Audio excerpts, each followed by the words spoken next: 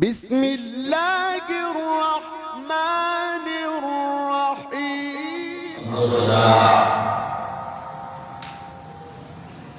تعریف کی بریائی، بڑائی، بزرگی اور برتری کے لائق اللہ ملک العلام ذوالجلال والاکرام کی ذات بابرکت ہے، اور بے انتہا بے شمار لاتعداد انگنت درود و سلام ہو آقائے نامدار ختم الرسل پیکر حسن و جمال فاطمہ الزہرا رضی اللہ تعالی عنہا کے بابا حسنین کے نانا، میرے اور آپ کے رہبر اور رہنما جناب محمد رسول اللہ صلی اللہ علیہ وآلہ وسلم کی ذات مقدسہ پر اور اللہ تعالیٰ کی رحمتیں اور برکتیں ہوں، صحابہ کرام، تابعین اعظام، تبع تابعین کرام، محدثین کرام اور علماء کرام پر۔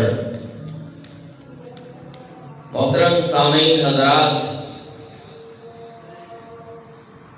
گناہ چاہے چھوٹا ہو یا بڑا ہو، یعنی جسے گناہ صغیرہ اور گناہ کبیرہ کہا جاتا ہے، یہ دونوں ہی انسان کے لیے بہت برے ہیں۔ چاہے ہم اس دنیا کی زندگی کی بات کریں یا اس کے ماں بعد کی بات کریں، یہ گناہ ایک ایسی چیز ہے کہ جس کا انسان کو نقصان ہی نقصان ہے، کوئی فائدہ نہیں ہے۔ تو آج ہم قرآن و حدیث سے یہی دیکھیں گے کہ آیا گناہ کے ایک انسان کی زندگی پر کیا اثرات مرتب ہوتے ہیں، یعنی اس سے اس کی آخرت تو بگڑتی ہی بگڑتی ہے، اس کی دنیاوی زندگی کے اوپر کیا اثرات مرتب ہوتے ہیں۔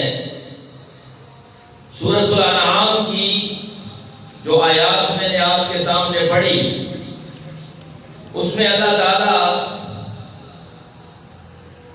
کسی قوم کے متعلق بات کرتے ہوئے پوری انسانیت کو درس دے رہے ہیں کہ وَلَقَدْ أَرْسَلْنَا إِلَىٰ أُمَمٍ مِّن قَبْلِكَ، ہم نے تم سے پہلی امتوں کی طرف بھی اپنا پیغام نازل کیا تھا، پھر فَأَخَذْنَاهُمْ بِالْبَأْسَاءِ وَالضَّرَّاءِ لَعَلَّهُمْ يَتَضَرَّعُونَ، اور ہم نے انہیں ایک پروسیس سے گزارتے ہوئے،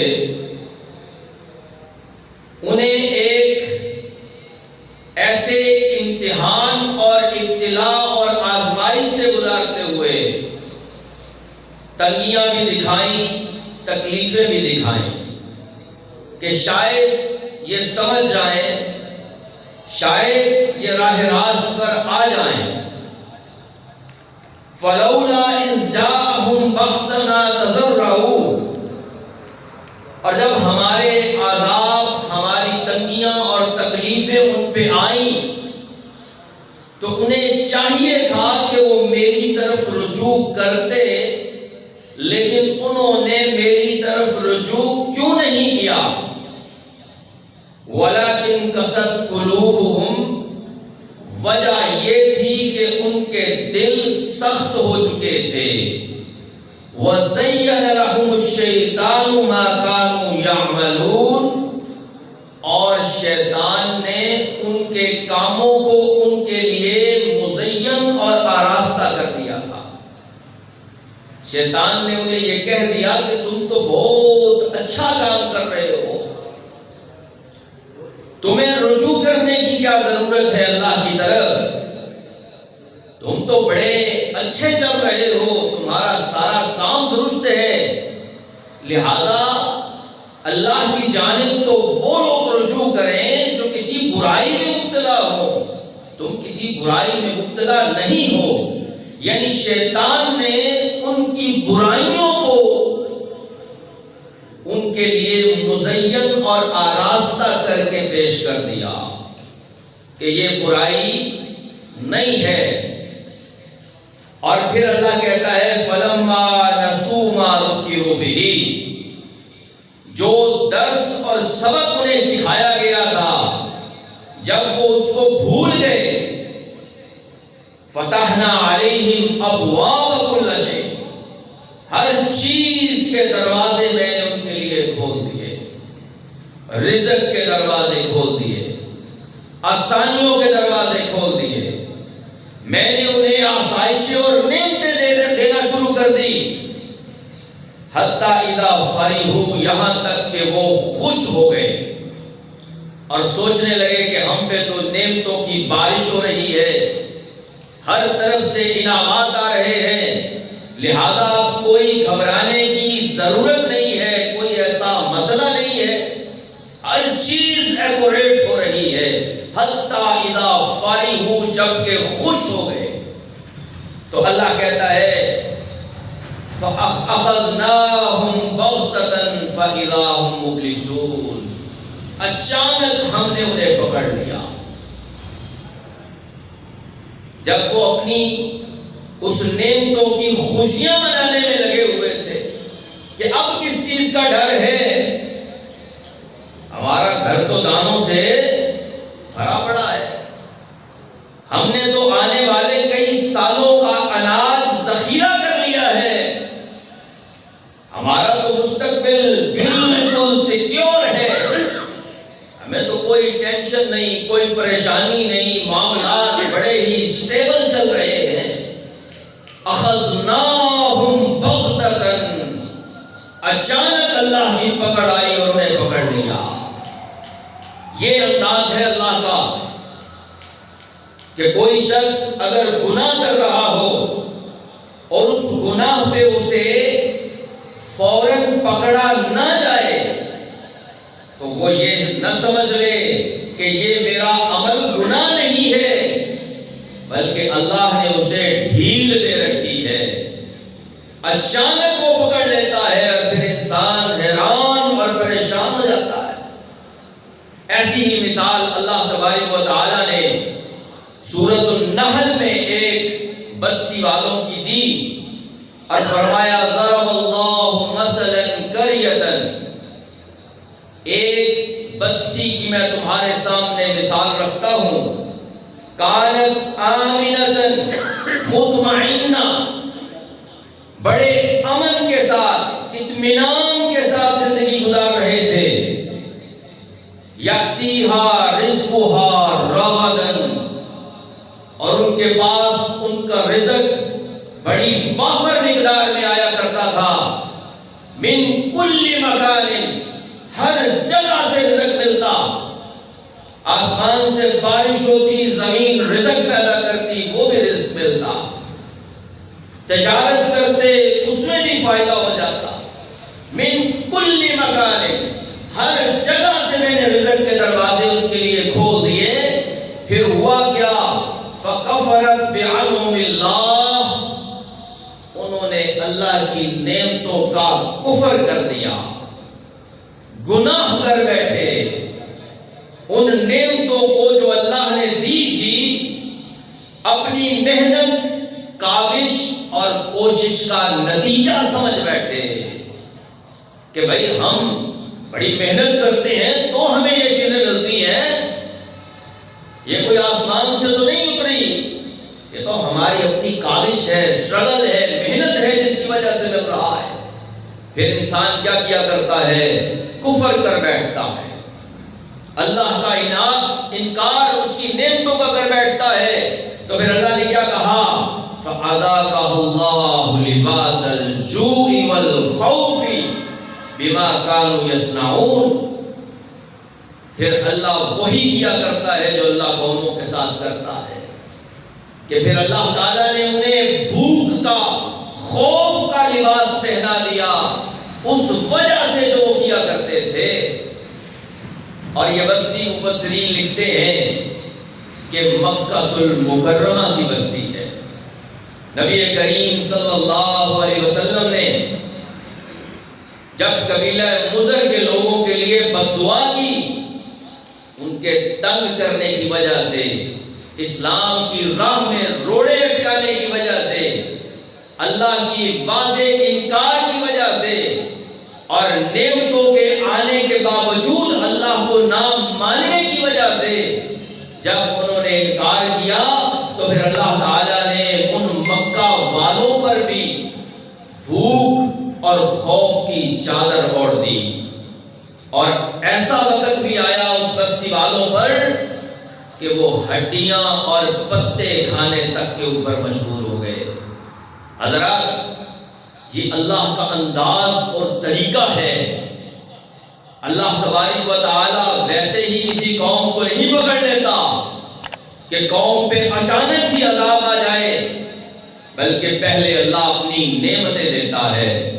پہلے اللہ تعالیٰ اپنے رزق کے دروازے کھول دیتا ہے، ان پہ ہر طرف سے رزق آتا ہے.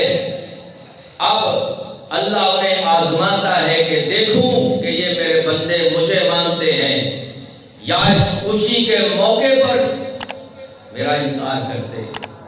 تو حضرات، انسان کے لیے جو سب سے مضر چیز ہے وہ انسان کو پتہ ہونی چاہیے. جیسے آپ اس جسمانی صحت کا خیال رکھتے ہیں اور اس کے لیے انسان مارا پھرتا ہے، ہر ڈاکٹر کے پاس جا کے اپنے اس جسم کو چیک کراتا ہے، اسی طرح انسان کو اپنے لیے وہ نقصان دہ چیز کا بھی خیال کرنا چاہیے جو اسے اس دنیا میں بھی نقصان دیتی ہے اور آخرت کے دن بھی نقصان دے گی. اور وہ چیز ہے گناہ. گناہ ایسی چیز ہے جس کا کوئی فائدہ نہیں، نقصان ہی نقصان ہے. اور شیطان کا کردار کیا ہے اس گناہ کے معاملے میں کہ شیطان انسان کے لیے گناہ کو آسان بناتا ہے. ایزیسٹ اپروچ، آسانی سے گناہ کر لے انسان. اور بعض جگہوں پہ وہ انسان کے لیے گناہ کو مزین اور آراستہ کر کے پیش کرتا ہے، اور بعض موقعوں پہ وہ انسان کو تسلی اور دلاسا دیتا ہے کہ نہیں، یہ گناہ نہیں ہے، اس سے اوپر جو سٹیج ہے اس پہ جاؤ گے تو گناہ ہوگا. اور پھر یہ انسان کی بدنصیبی کی انتہا ہوتی ہے کہ ایسا انسان توبہ کی توفیق سے بھی خالی ہو جاتا ہے. اب دیکھیں، ایک کام کو اگر میں کر رہا ہوں اور مجھے یہ احساس بھی نہیں ہو رہا کہ میں گناہ کر رہا ہوں، تو پھر خود سوچئے کہ میں اس کی توبہ کب کروں گا. مجھے تو اس گناہ کا احساس ہی نہیں ہو رہا. اور شیطان اپنا کردار ادا کر رہا ہے اس معاملے میں کہ وہ انسانیت کے لیے گناہوں کو نہ صرف آسان بنا رہا ہے بلکہ مزین اور آراستہ کر رہا ہے. نہیں یقین تو ماضی کو دیکھ لیجیے، بہت سے ایسے کام جو ماضی میں گناہ تھے اور بلکہ پہلی امتوں کو ان کاموں کی وجہ سے اللہ نے بڑے بڑے عذابوں سے دوچار کیا. آج ان کاموں کو شیطان نے ہمارے لیے بالکل آسان بنا دیا ہے، مزین کر دیا ہے، آراستہ کر دیا، اور ہم سمجھتے ہی نہیں کہ یہ بھی گناہ ہے. انبیاء کے واقعات پڑھیں. حضرت شعیب علیہ السلام کی قوم کو کیوں عذاب دیا گیا؟ عاد اور ثمود کے اوپر آندیاں اور طوفان کیوں چلائے گئے؟ صفحہ ہستی سے کیوں مٹایا گیا؟ بنی اسرائیل کو بندروں اور خنزیروں کی شکلوں میں کیوں تبدیل کیا گیا؟ اس گناہ کی وجہ سے کہ انہوں نے گناہ کیا اور اللہ نے اچانک سے انہیں پکڑ لیا اور ساری بستیوں کی بستیاں ہی اللہ نے تباہ و برباد کر کے رکھ بنی اسرائیل نے کون سا جرم کیا تھا؟ صرف یہی کہ اللہ نے ہفتے کے دن مچھلیاں پکڑنے سے منع کیا کہ عبادت کا دن ہے، لیکن انہوں نے ہیلے بہانے کر کے وہی کام کیا جس سے روکا گیا تھا۔ اللہ تعالیٰ نے بندروں اور خنزیروں کی شکل میں تبدیل کر کے 3 دن کے اندر اندر ہلاک کر دیا۔ تو حضرات یہ ہے گناہ کہ جس کی وجہ سے انسان کے لیے یہ مصیبتیں آتی ہیں۔ نبی کریم جناب محمد رسول اللہ صلی اللہ علیہ وسلم نے فرمایا کہ یہ گناہ انسان کے دل کو سخت کر دیتا ہے۔ دل کی سختی یہ بہت بڑا نقصان ہے۔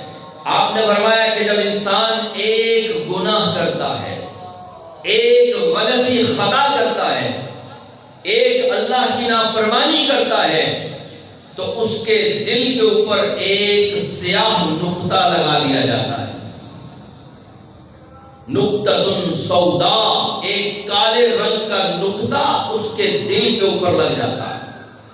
اور اگر وہ اس گناہ سے باز آ جائے، اللہ سے استغفار کر لے، توبہ حاصل کر لے، تو پھر دوبارہ اس کا دل اسی طرح سے سیکل ہو جاتا ہے، پالش ہو جاتا ہے، اسی طرح سے صاف شفاف اور طاہر بن جاتا ہے۔ لیکن اگر وہ ان غلطیوں پہ اڑا رہے، ایک کے بعد ایک گناہ، ایک کے بعد ایک گناہ کرتا چلا جائے، تو فرمایا کہ اس کا دل سارے کا سارا ہی سیاہ ہو جاتا ہے۔ اور قرآن کیا کہتا ہے؟ کلا بل ران علی قلوبہم ما کانوا یکسبون، ان کے دل زنگ آلود ہو جایا کرتے ہیں، دل سخت ہو جایا کرتے ہیں، پھر دلوں کے اوپر بڑی سے بڑی عبرت اور بڑی سے بڑی مثال بھی کوئی اثر نہیں کرتی ہے، چاہے کتنے ہی واعظ اور نصیحت کے معاملات کو دیکھ کیوں نہ لے اپنی آنکھوں سے، پھر بھی انہیں نصیحت حاصل نہیں ہوتی۔ کیوں؟ کیونکہ دل گناہوں کی وجہ سے سخت ہو جاتے ہیں۔ اور دیکھیے، بعض اوقات انسان کو شیطان یہ سمجھاتا ہے کہ بھائی اگر تو یہ گناہ کر رہا ہوتا تو اللہ کی پکڑ تجھ پہ آ جاتی۔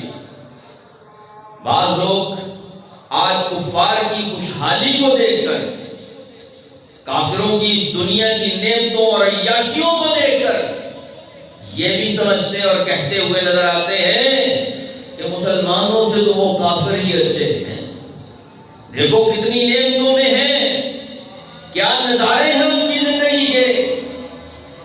لیکن حضرات، نبی کریم صلی اللہ علیہ وسلم کا ارشاد ہے کہ اگر کسی بندے کو اللہ تبارک و تعالیٰ کی نعمتیں مل رہی ہیں اور اس بندے کو پکڑا نہیں جا رہا، اس پہ اللہ کی پکڑ نہیں آ رہی، تو وہ یہ نہ خیال کرے کہ وہ تو اللہ کا محبوب بندہ ہے، بلکہ فرمایا کہ اللہ نے اسے ڈھیل دے رکھی ہے، اللہ نے اس کی رسی کو تھوڑا ڈھیلا چھوڑا ہوا ہے۔ اور اللہ تبارک و تعالیٰ کا یہ انداز قرآن نے بیان کیا ہے پہلی امتوں کے حوالے سے بھی۔ پہلی امتوں پہ بھی اللہ کے عذاب فوراً نہیں آ گئے، بلکہ پہلے اللہ کی نعمتوں کے دروازے کھلے، ان کی رسیوں کو ڈھیلا چھوڑا، اور جب دیکھا کہ باز نہیں آئے، اچانک سے رسی کو کھینچ کے اللہ کے عذاب کا دروازہ ان کے لیے کھول دیا گیا۔ تو لہذا اگر گناہ کا فوراً انسان کے اوپر اثر نہیں ہو رہا اس معاملے کا، تو وہ یہ نہ سمجھ لے کہ یہ گناہ ہی نہیں۔ اور دیکھیے کہ نبی کریم صلی اللہ علیہ وسلم نے اپنی امت کے لیے کس طرح کی نصیحتیں فرمائی ہیں اور گناہ کو کس واضح طور پہ بیان کیا ہے، تاکہ میری امت گناہوں کے اندر نہ جائے بلکہ نیکیاں کر کے جنت کے راستے کو اختیار کر لے۔ کیوں؟ کیونکہ قیامت کے دن کے سب سے بڑی کرنسی جو ہوگی وہ نیکی ہوگی۔ آج آپ یہ دیکھتے ہیں نوجوان حضرات، نئی نئی کرنسیز دنیا کے اندر متعارف کروائی جا رہی ہے کہ یہ ایک نئی کرنسی آ گئی، یہ ایک نیا سکہ ہے۔ مختلف قوموں اور مختلف ملکوں کی کرنسی کا معیار مختلف ہے، لیکن قیامت کے دن کی کرنسی کا نام نیکی ہے، اور قیامت کے دن کے نقصان کا نام گناہ ہے۔ یعنی اس دن گناہ جو ہیں وہ مل مل کر پہاڑ بن جائیں گے۔ اسی لیے نبی کریم صلی اللہ علیہ وسلم نے فرمایا کہ جو مومن بندہ ہے، اللہ تعالیٰ سے ڈرنے والا ہے، اللہ کا خوف اور تقوی اس کے دل میں موجود ہے، اس کے لیے برائی ایسے ہے جیسے ایک پہاڑ ہو اور وہ مومن اس پہاڑ کے نیچے بیٹھا ہے اور وہ ڈر رہا ہے کہیں یہ برائی میرے اوپر گر نہ جائے، یہ پہاڑ میرے اوپر آ نہ جائے۔ اسے برائی اتنی بری لگتی ہے اور اتنی بڑی لگتی ہے، اور اس کے مد مقابل فاجر آدمی، گناہگار آدمی، اللہ کا سیاکار آدمی، اس کے لیے برائی ایسے ہی ہے جیسے ناک پہ بیٹھی ہوئی مکھی ہے کہ جسے اشارے سے اڑا دیتا ہے۔ برائی کی کوئی پرابلم ہی نہیں، کوئی مسئلہ ہی نہیں، کوئی ٹینشن ہی نہیں۔ حضرات سامعین، آج ہم من حیث القوم اس صورتحال سے دوچار ہیں کہ آج ہمیں برائیاں ہی نہیں محسوس ہو رہی۔ شیطان نے ہمارے لیے آسان حربہ رکھا ہوا ہے کہ وَزَيَّنَ لَهُمُ الشَّيْطَانُ أَعْمَالَهُمْ، ہمارے کاموں کو آراستہ کرتا ہے کہ تو نے بڑا اچھا کیا، تو نے بڑی نیکی کی، تیرا کام تو کمال کا ہے، اور انسان اسی شیطان کے بہکاوے میں لگا ہوا اپنی اس روٹین کو چینج نہیں کرتا ہے، اللہ کی طرف نہیں آتا ہے، تو یہی انسان کی ہلاکت اور بربادی ہے۔ جس طرح بدعتی شخص جب بدعت کرتا ہے، وہ عمل کہ جس کی مثال پیارے نبی صلی اللہ علیہ وسلم سے نہیں ملتی، ایک نیا کام دین کے اندر ایجاد کرنا، من احدث فی امرنا ھذا ما لیس منہ، جو پہلے تھا ہی نہیں، یعنی ایسا عمل کرنے والا شخص جو بدعتی ہے، اس بدعتی کا سب سے بڑا نقصان یہ ہوتا ہے کہ اسے اللہ تعالیٰ توبہ کی توفیق نہیں دیتے، کیونکہ وہ تو اپنے آپ میں نیکی کر رہا ہوتا ہے۔ وہ کون سا برائی کر رہا ہے؟ وہ تو نیکی کر رہا ہے، لہذا نیکی کرنے والے کو بھی اللہ سے کوئی معافی مانگنی چاہیے۔ شیطان اس کی بدعت کو اس کے لیے نیکی بناتا ہے۔ اسی طرح سے آج شیطان بہت سے گناہوں کو ہمارے لیے آسان بنا رہا ہے، اور بڑے بڑے کبیرہ گناہ ہیں جن کو امت کرتی ہے اور گناہ ہی نہیں سمجھتی ہے۔ کہ آج شرک کے بازار ہیں جو ہر جگہ میں پھیلے ہوئے ہیں، اور یہ نہیں کہ اس کا نقصان نہیں ہوتا، نقصان بڑا ہوتا ہے، لیکن انسان سوچتا نہیں ہے۔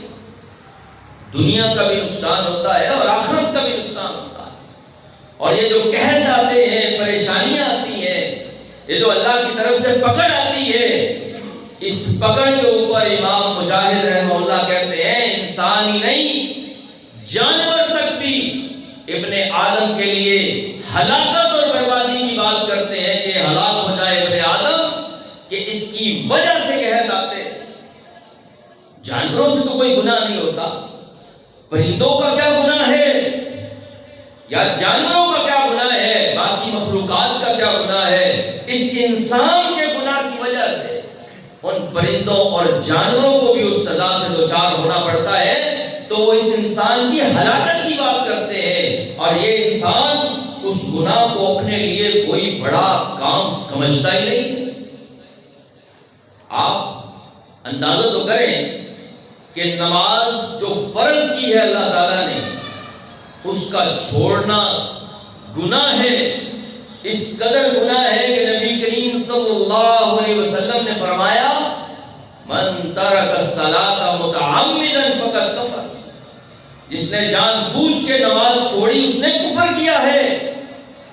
ہم میں سے کتنے لوگ ہیں جو نماز پڑھے بغیر ہی سو جاتے ہیں، اور کبھی ان کو یہ احساس آیا ہو کہ یار آج تو میں نے بڑا ہی کبیرہ گناہ کر دیا۔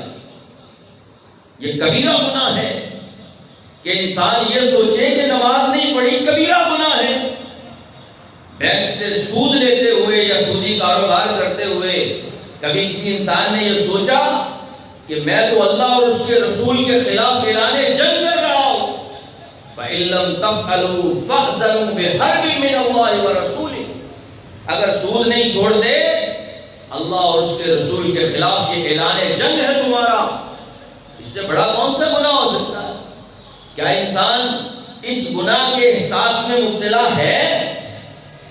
بے حیائی اور برائی کے جو کام ہیں، اور خصوصاً ہم نے اپنے گھروں میں جن برائی کی چیزوں کو جگہ دے رکھی ہے، کیا ہم کبھی سوچتے ہیں کہ ہم پوری فیملی بیٹھ کے گناہ کر رہی ہے؟ یعنی ہم ٹی وی پہ، فلم پہ جو بھی معاملات ہوں ان پہ کبھی ہمیں یہ احساس آیا ہو کہ بھئی آج تو بہت سخت گناہ ہوا ہے، ساری فیملی نے، خاندان نے مل کے توبہ اور استغفار کی ہو کہ یار آج تو بڑا گناہ ہو گیا؟ یہ انسان کی ہلاکت ہے۔ شیطان یہاں پہ لا کے انسان کو چھوڑ دیتا، کیا کہتا ہے کہ بس اب تو میرا بندہ ہے، اب تجھ پہ ورکنگ کرنا ختم، اب میں نیا ٹارگٹ ڈھونڈتا ہوں، تو میرا ہی ہو گیا، تو نے اب کہاں جانا ہے؟ تیرے معاملات تو سارے میرے ساتھ ہو گئے ہیں، اور شیطان پھر خوشیاں مناتا ہے، اور یہی انسان کے لیے عبرت کا مقام ہے کہ اسے یہ کرتے کرتے کرتے اگر موت آ جائے، موت سے پہلے بھی اسے گناہ کا احساس نہ ہو، تو خود سوچئے میرے بھائیوں، اللہ کی کتنی ایسی نافرمانیاں ہیں جو ہم آرام سے کر لیتے ہیں اور ہمیں احساس ہی نہیں ہوتا۔ جھوٹ بولنے سے پہلے کبھی میں نے اور آپ نے سوچا ہو کہ اللہ ناراض ہو جائے گا؟ کسی کی غیبت کرنے سے پہلے ہمارے اندر یہ احساس پیدا ہوا ہو معاذ اللہ یہ تو بڑا کبیرہ گناہ ہے۔ کسی کے ساتھ منافقت سے کام لیتے ہوئے سازش کرنا، نقصان پہنچانا، حقوق العباد میں کوتاہی کرنا، حقوق اللہ میں کوتاہی کرنا، اس سے پہلے کبھی ہمارے ذہن میں یہ احساس آئے کہ یار بڑا سخت گناہ کرنے والا؟ حضرات، گناہ کا احساس ختم ہو گیا ہے، اور یاد رکھیے جس معاشرے سے گناہ کا احساس ختم ہو جائے وہاں پھر بے حیائی کے بھی نعرے لگا کرتے، وہاں پھر واضح طور پہ اللہ کی نافرمانی کے لیے نعرے لگا کرتے، اور اللہ کے لیے ایسے دشمنوں سے نمٹنا کوئی مشکل نہیں، لیکن اللہ تعالیٰ اپنے بندوں کو دیکھ رہا ہے کہ یہ میرے دین کی سربلندی کے لیے، یہ میری اطاعت اور فرما برداری کے لیے کتنا کوشش کرنے والے ہیں۔ کیا ایسا تو نہیں کہ یہ بھی ان کے ساتھ مل کے ان جیسے ہو جاتے ہیں؟ تو حضرات، کہ انسان بعض اوقات اپنے گناہ کو اس طرح بڑا بنا لیتا ہے کہ وہ اس گناہ کا خود بخود مشہور کرنے والا بن جاتا ہے۔ نبی کریم صلی اللہ علیہ وسلم نے فرمایا کہ گناہ کرنے والے کو اگر اپنے گناہ کا احساس ہو جائے اور وہ اللہ سے توبہ اور استغفار کر لے تو اللہ گناہ کو مٹا دیتا، اور بلکہ بعض موقعوں پر تو یہ بھی فرمایا کہ اس کے گناہوں کو اللہ نیکیوں میں بدل دیتا۔ لیکن الا المجاہرین، اپنے گناہ کا اظہار کرنے والے، رات کی تنہائیوں میں کوئی گناہ کیا، اللہ نے اس پہ پردہ ڈال لیا۔ اب یہ اللہ کا کرم اور فضل ہے کہ اللہ پردہ ڈال دے، اور اللہ نے کہا بھی ہے کہ لوگوں کے عیبوں کو چھپاؤ، ان کی تشہیر نہ کرو۔ کل قیامت کے دن اللہ تمہارے عیبوں کو چھپائے گا۔ اللہ نے اس کے عیب کو چھپا لیا، اس میں پردہ ڈال لیا، لیکن یہ بدبخت، یہ برا انسان صبح ہوتے ہی اپنے ہی اسی گناہ کو بیان کر رہا ہے جس کو اللہ نے چھپایا تھا۔ یہ اس کو لوگوں تک پہنچا رہا ہے کہ رات میں نے یہ گناہ کیا تھا۔ فرمایا اس کے لیے کوئی معافی نہیں ہے۔